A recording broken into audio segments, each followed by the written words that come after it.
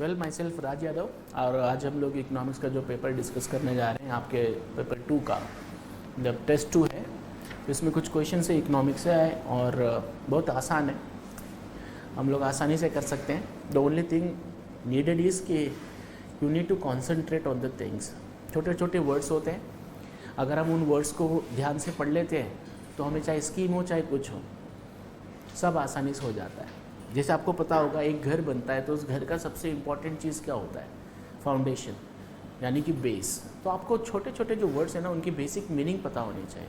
So let us start. तो हमारा जो फर्स्ट क्वेश्चन है दैट इज़ आपके जो टेस्ट 2 है उसके पेपर में क्वेश्चन नंबर 37 है। With reference to physical federalism the concept of redistributive resource transfers to a state refers to. Hindi में आपके सामने लिखा हुआ राजकोषीय संघवाद के संदर्भ में राज्य को पुनर्वितरण संसाधन हस्तांतरण की अवधारणा निम्नलिखित है। सी, अब इसका जो आंसर है वो आंसर तो है सी ना। कैसे है सी ये हम लोग देखते हैं, बहुत आसान है। What is the meaning of fiscal? Fiscal is related to revenue, राजस्व। What is revenue? गवर्नमेंट को जो भी पैसा आता है बाय वॉट एवर सोर्सेज, से फॉर एग्जाम्पल टैक्सेस से आता है, से फॉर एग्जाम्पल फाइन से आता है। अभी सरकार लगातार कंटिन्यू आपने देखा होगा कि प्राइवेटाइजेशन कर रही है, इससे भी पैसा आता है। ये सब फिजिकल है। गवर्नमेंट के जो इनकम सोर्सेस है, रेवेन्यू के जो सोर्सेस है वो फिजिकल है। And what is federalism? ये आपको पॉलिटी वाले सर नहीं बताया होगा, तो हम छोटे से चीज़ों में समझते हैं। Suppose this is India, assume that this is India. मेरा ज्योग्राफी सब्जेक्ट नहीं है इसलिए मैं इंडिया इसी तरह बना रहा हूँ। और ये सपोज से for example this is Maharashtra, right.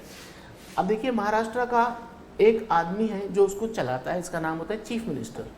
इसी तरीके से इंडिया का एक आदमी होता है जिसका नाम होता है प्राइम मिनिस्टर, राइट। अब यहाँ का अगर हम लोग देखते हैं तो एक ही यूनिट है, एक यूनिट है जिसका नाम है Maharashtra.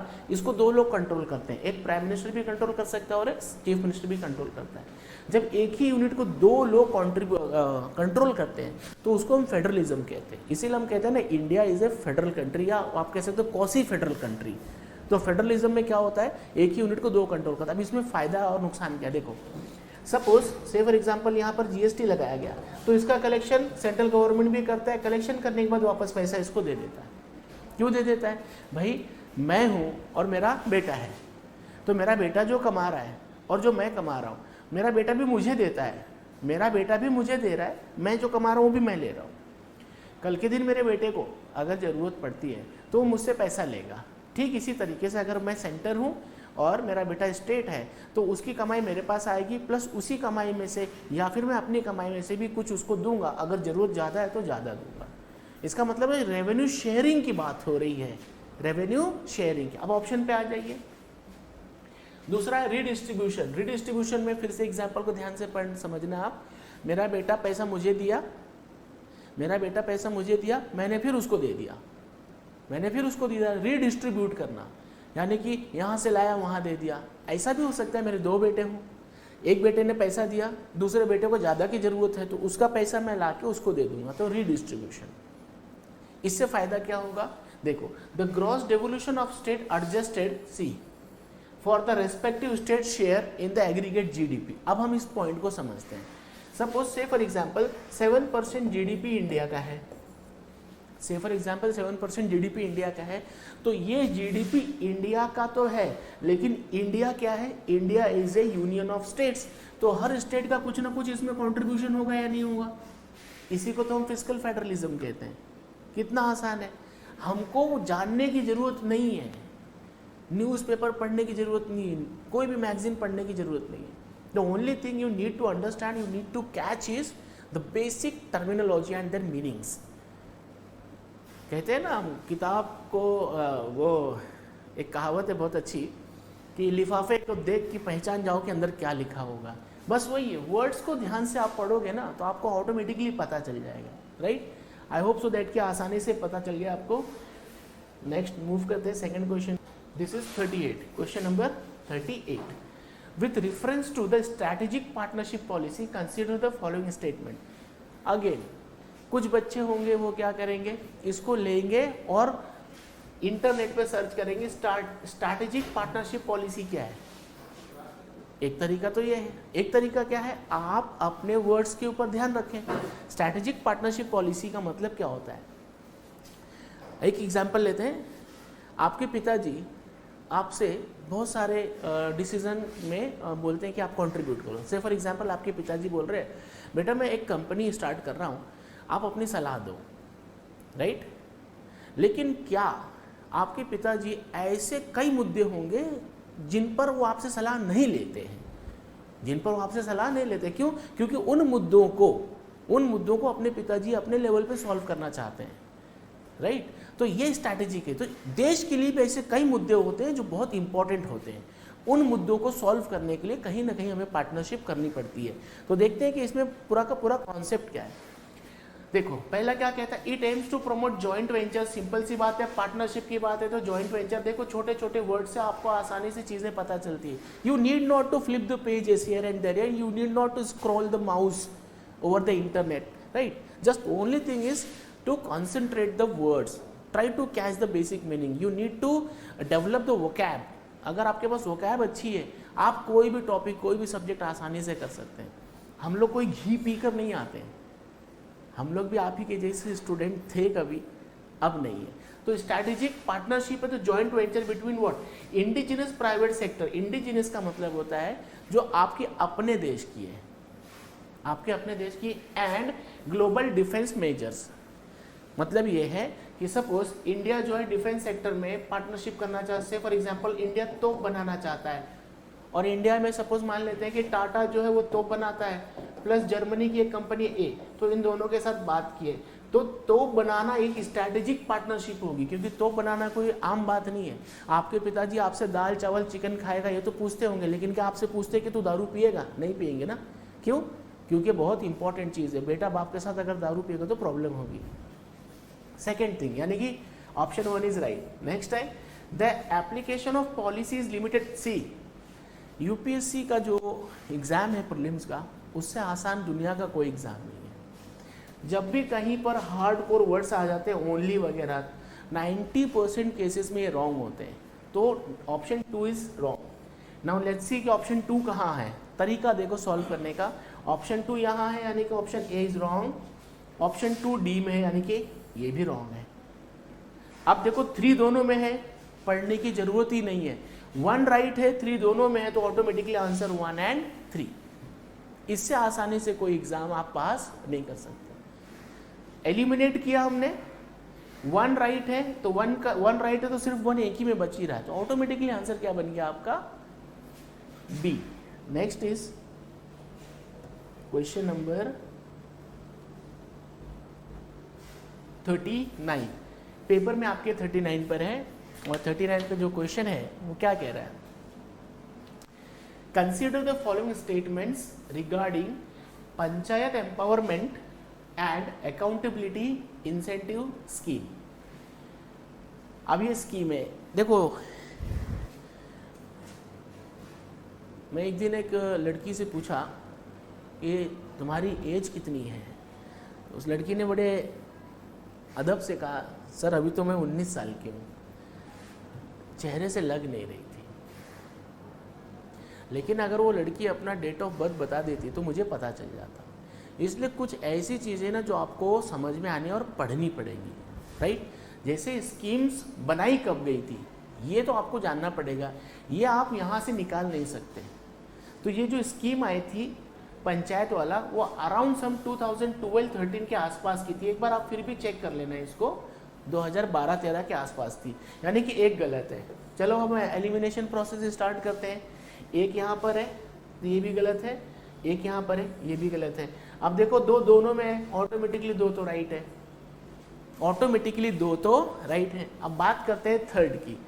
Under this scheme state UTs are ranked on a devolution index which measure. See accountability word जहाँ आ रहा है वहाँ पर कहीं ना कहीं अकाउंट्स का मतलब क्या होता है. अकाउंट्स में होता है ना कि हमने क्या क्या हेडिंग्स में खर्चा किया है, यू आर अकाउंटेबल, आपके पापा ने आपको 100 रुपया दिया, then you are accountable to your father of the expenditure of that particular 100 rupees. उस 100 रुपये के लिए आप अपने पिताजी के उत्तरदायी है। तो उनको पूछेंगे आपने क्या क्या लिया, तो आपने बोला 100 रुपये में मैंने 10 रुपये का चिकन लिया, 5 रुपये का टमाटर लिया, धनिया लिया, so and so and so and so and so, ranking भी लगा सकते हैं। तो इसका मतलब ये है, ये जो लाया गया था वो लाया इसीलिए गया था कि हम रैंकिंग देखेंगे। रैंकिंग से क्या पता चलता है कि कौन कितना अच्छा परफॉर्मेंस करता है, और जो परफॉर्मेंस नहीं कर पा रहा है उसको स्कीम के अंदर हम कहीं ना कहीं से फाइनेंस करेंगे, सपोर्ट करेंगे, सो दैट कि हर पंचायत डेवलप हो। क्योंकि पंचायत जो वो बहुत ही छोटी और बेसिक यूनिट है देश की। अगर हर गांव सपोज फॉर एग्जांपल कि फुली एम्प्लॉयड है, हर गांव का हर आदमी एम्प्लॉयड है, तो पूरा देश एम्प्लॉयड है। तो 3 भी राइट है। तो answer 1, 2 and 3, answer is B. Easy है, दिमाग नहीं लगाना है आपको, catch the words. Next is question number 47। Which of the following statements most appropriately defines land pooling?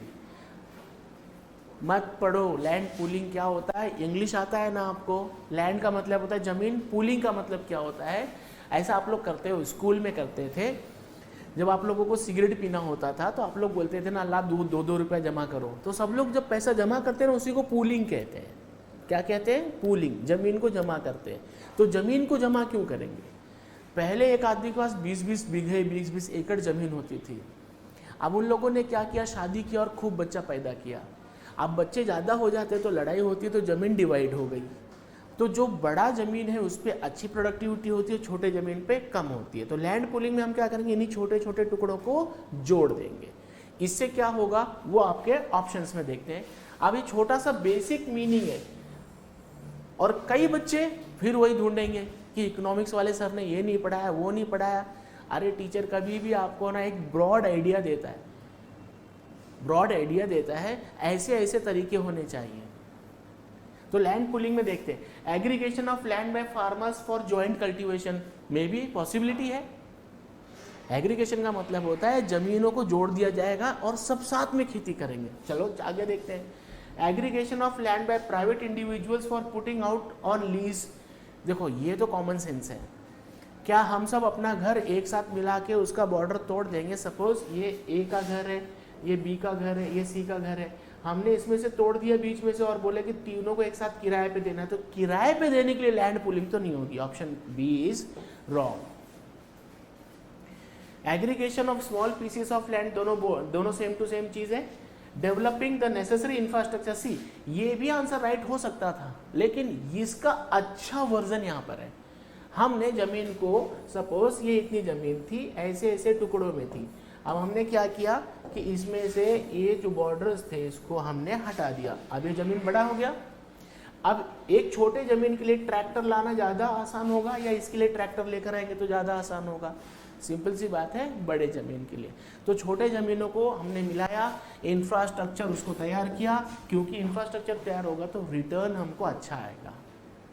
एक आदमी 10 रुपये की सब्जी ला के बेचेगा तो 12 रुपया कमाएगा, लेकिन अगर 10 आदमी 10-10 रुपया मिलाकर सब्जी लाएंगे तो वो ज़्यादा कमाएंगे। बस वही यहाँ पर है, राइट। नेक्स्ट आंसर क्या है इसका? सी। इसका आंसर है सी।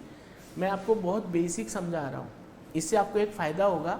फ़ायदा ये होता है कि सपोज बाय चांस कभी कोई चीज़ आपके दिमाग में नहीं है और आपको एग्ज़ाम क्वालिफाई करना है, तो वो हम अपने नॉलेज के दम पर कर सकते हैं।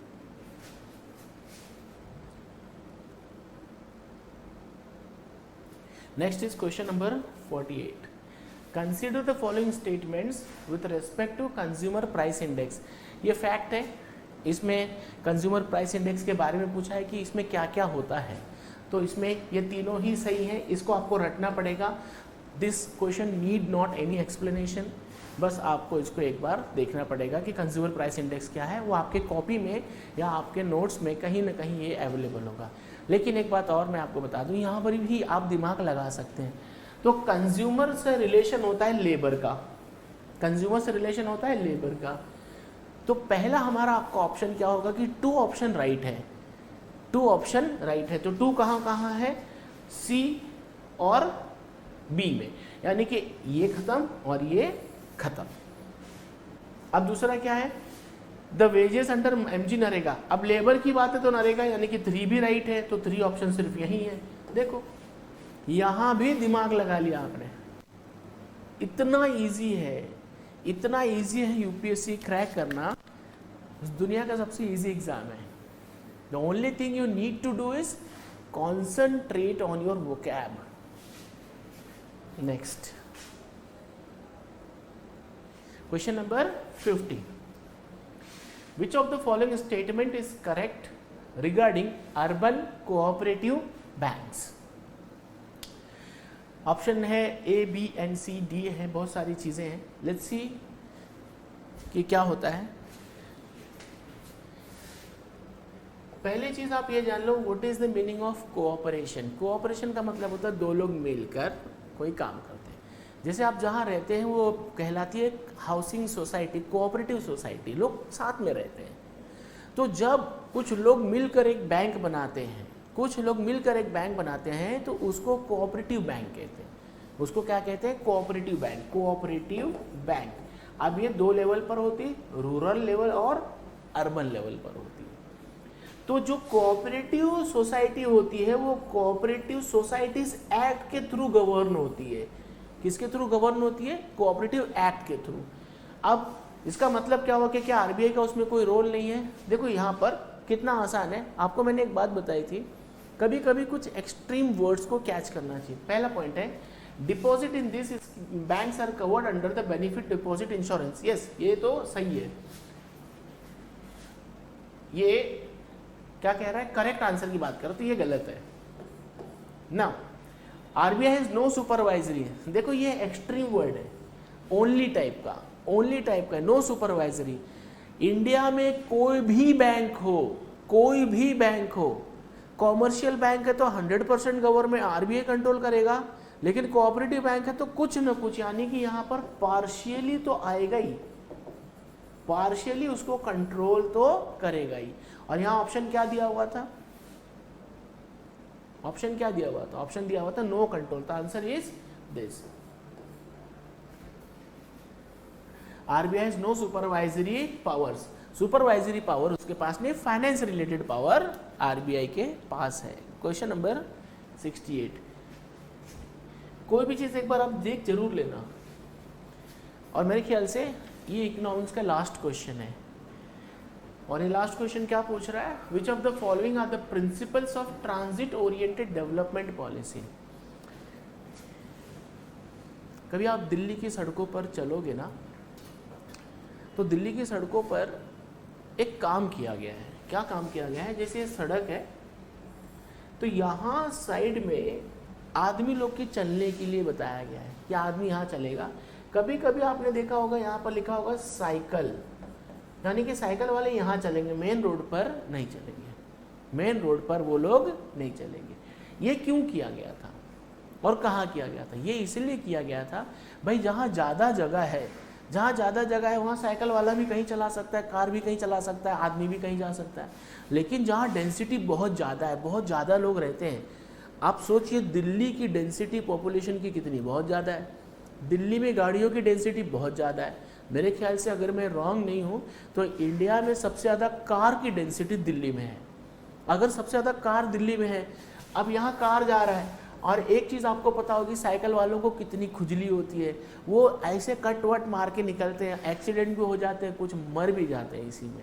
तो सरकार ने ये सोचा जो हाई डेंसिटी एरिया है वहाँ पर एक ट्रांजिट एरिया बनाया जाए जहाँ से आदमी और साइकिल इस टाइप की चीज़ें चलेंगी, तो उससे रिलेटेड था ये। तो ये कैसा यूज़ होगा, मिक्स्ड लैंड यूज़ होगा। कैसे होगा, मिक्स्ड लैंड यूज़ किया जाएगा। मल्टी मॉडल मिक्स्ड का मोटो ऑटोमेटिकली पता चल जाता है। अब मैंने आपको बताया था हाई डेंसिटी होना चाहिए, और यहाँ पर क्या लिखा है, लो डेंसिटी, यानी कि 3 जो ऑप्शन है वो गलत है। तो 3 यहाँ पर भी है और 3 यहाँ पर भी है, तो ये दोनों ऑप्शन गलत हैं। 1 और 2 सही है। अब बात आती है कि 4 वाला सही है या नहीं। ये कह रहा है लास्ट माइल कनेक्टिविटी, नहीं, जो ट्रांजिट एरिया होते हैं, ट्रांजिट का मतलब ही होता है छोटे छोटे स्पेसेस पे, लगभग 1-2 किलोमीटर पे इस टाइप के कुछ एरियाज बनाए जाएंगे। कभी आप हाईवे पे जाना, आप जब हाईवे पे जाते हो ना, तो आपने एक सुना होगा ले बाय, ट्रक ले डाउन या ले बाय कुछ लिखा होता है। इसका मतलब है ये हाईवे से ना यहाँ से एक ऐसा एरिया थोड़ा सा कट जाता है, तो ट्रक वाले अगर जाते हैं, उनको रुकना होता है, नहाना धोना होता है, तो यहाँ पर गाड़ी रुका देते हैं और बाकी ट्रक चलते रहते हैं। तो ये एरिया जो होता है ना, एंड और स्टार्टिंग में नहीं होता है, बीच बीच में भी होता है। बीच बीच में होता है यानी कि कुछ ना कुछ स्पेस पे होता है। सी ट्रांजिट का मतलब क्या होता है, यहाँ से मुंबई जा रहे हो तो आप यहाँ रुक रहे हो ना, ये ट्रांजिट आपका। खाली बेसिक चीज़ों को हमें समझना है। थोड़ा सा बेस से ख़त्म हुए, आपका एग्ज़ाम ख़त्म। और एक छोटा सा आपको चीज़ बता दूं कि you can't be 100% confident in UPSC. तो आपको अपने आप को ना बहुत ही माइनर चीज़ों पर, हमने पूरे क्वेश्चंस में हम लोग एक छोटे वर्ड्स से सारे के सारे आंसर्स कर लिए। कैसे? एक फ़र्क है, हाँ मैं ये मानता हूँ कि हमारे साथ पढ़ाते पढ़ाते एक्सपीरियंस हो जाता है, लेकिन ये एक्सपीरियंस हम किसके लिए ले रहे हैं? आप ही के लिए ले रहे हैं ना, तो उसका फ़ायदा आप उठाएंगे। ठीक है, wish you all the best, good luck.